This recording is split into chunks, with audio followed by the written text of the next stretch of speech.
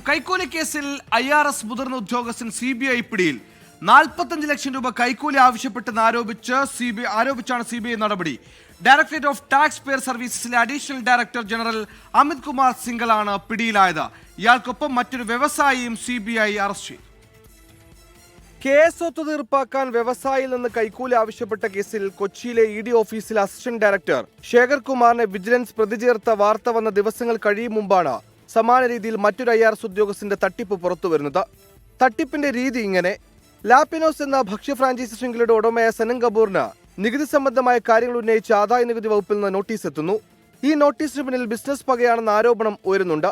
ആ പക തുടങ്ങുന്നത് ഇങ്ങനെ: 2017 സനം കപൂർ ബിസിനസ്സുകാരനായ ഹർഷ് കൊട്ടക്കുമായി വ്യാപാര കരാറിൽ ഏർപ്പെട്ടിരുന്നു. ഈ ബിസിനസ്സിൽ IRS ഉദ്യോഗസ്ഥനായ അമിത് കുമാർ സിംഗലിന്റെ അമ്മയും പങ്കാളിയായിരുന്നു.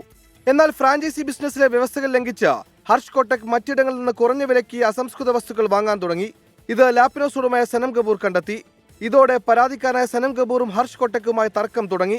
പ്രത്യക്ഷമല്ലെങ്കിലും ഈ തർക്കത്തിൽ അമിതും ഉണ്ടായിരുന്നു. ഇതോടെ അമിതും ഹർഷ് കൊട്ടക്കും ചേർന്ന് സനം കപൂറിനെ ദ്രോഹിക്കാൻ തീരുമാനിച്ചു.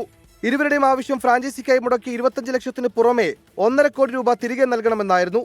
ഇതിന് തയ്യാറാകാതിരുന്ന ലാപ്പിനോസ് ഉടമയായ സനം കപൂറിനെതിരെ തന്റെ അധികാരം ഉപയോഗിച്ച് വേട്ടയാടാൻ തുടങ്ങി. തന്റെ അധികാര പരിധിയുള്ള ആദായ നികുതിയിൽ നിന്ന് മാത്രമായിരുന്നില്ല വേട്ടയാടൽ.